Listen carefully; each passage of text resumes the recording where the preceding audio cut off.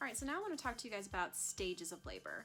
This is something that everybody talks a lot about, especially like in moms groups, but there is sometimes a misunderstanding on what it actually is and everything. So giving birth is categorized into 3 stages. The first stage is the labor, which can last anywhere from an hour to a few days, which, don't get scared, most people don't last a few days. Most people, it's hours, a day, usually. The second stage is birth. From the time you are pushing until the baby comes out, that's the birth stage. And then the third stage is the delivery of the placenta, which again can take anywhere from a few minutes to usually not longer than an hour. They don't really like to for it to be longer than an hour. But generally it's just, minutes after birth. Other words we hear a lot but might not really know what mean are early labor, active labor, like what do these things mean? Now, early labor, the best way I can describe it is no Braxton Hicks or labor is unproductive. A lot of times you hear moms go like, oh no, I'm only in early labor, and it's because you're tired and you're ready to have that baby, and that's totally understandable. I'm not saying you're wrong, but any contractions at all are toning your uterus, and as long as they're not wearing you out to the point where you get exhausted during early labor and then have nothing left to give in active labor, then it's okay. It's an active part of the process, and just because it doesn't mean you get to stay at the hospital or birthing center doesn't mean that it's a waste of time. Let your body do its thing, like we talked about earlier. And the best way to know whether or not you're in early labor is if you're thinking to yourself, I wonder if I'm in labor, or could this be labor? Then you're not in labor. Very likely it's early labor. If there's any doubt in your mind, there's a good chance that it's early labor. Now remember, as I've said before, I'm not giving medical advice. I'm just giving you some basics to help you guide you in your decision making so that you're not driving to the hospital 20 times. Now, when you look at active labor is anywhere from 3 to 6 centimeters dilation, which of course you can't tell on your own, but it is good, strong contractions that are productive and regular. And what I mean when I say productive is causing cervical change, which again, you can't tell on your own at home, and that's perfectly fine.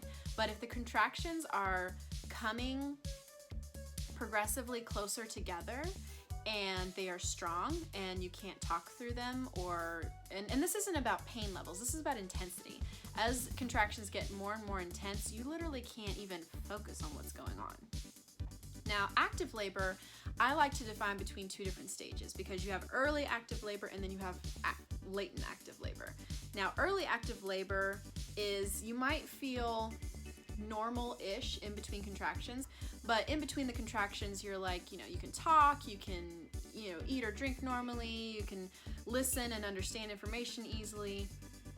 So there's a large portion of the labor where it's going to be like that, where even though you're contracting strongly and making cervical change, you can still hold a conversation in between. Just pause for, 1 to 3 minutes to contract and then go back to having your conversation.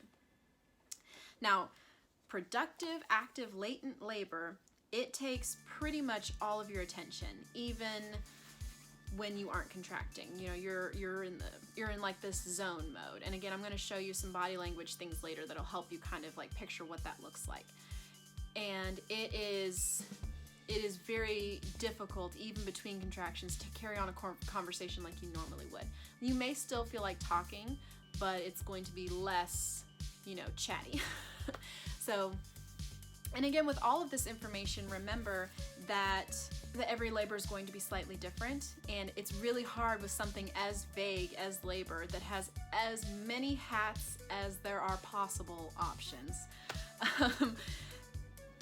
This is just a basic guideline for what it could be like. And remember, if things go slightly differently for you, don't freak out. It just means that you're slightly different than the average, which average is a very small group when it comes to labor. Another thing you'll hear when you are talking with your care provider leading up to your birth is stations. Well, baby's at -2 station or +1 station, and a lot of times that can be a little confusing on what that means. Now, how doctors measure this station is when they are doing a cervical check, they will feel for these bones here, right here. So they will insert their fingers and feel for those bones and feel for baby's head in relation to those bones. So those bones, when the baby's head reaches that point, that is 0 station. So When baby's head is at -3 or more station, that means she is this far up in your body. But when she's at 0 station, she is right here. So you know that feeling of it feels like your baby's head is literally hanging out of your body? Yeah, that's what that feels like. And then +3 station is fully born, or head fully born. So that's just something to kind of help give you a visual for whenever your doctors are talking about station. Changes in station can happen quickly or slowly. It all depends on what's going on.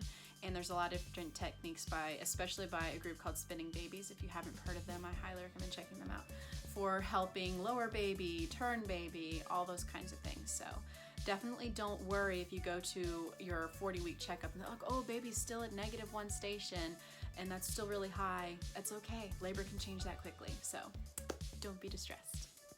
Now, the other thing I want to talk about before I wrap up on stages is transition. Transition is another word that people throw around a lot but might not know exactly what it means.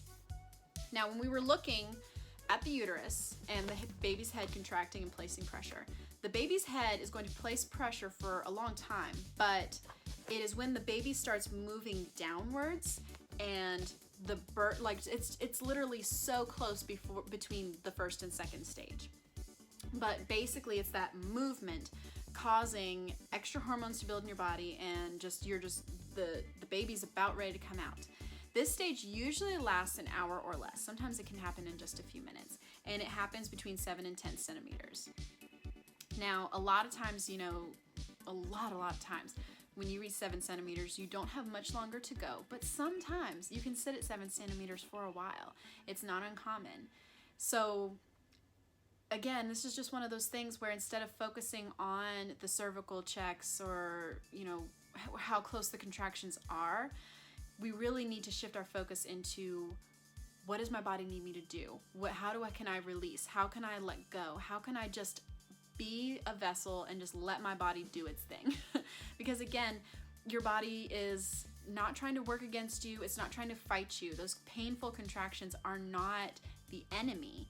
The enemy is doubting yourself. The enemy is feeling overwhelmed. The enemy is not believing that your body can do this.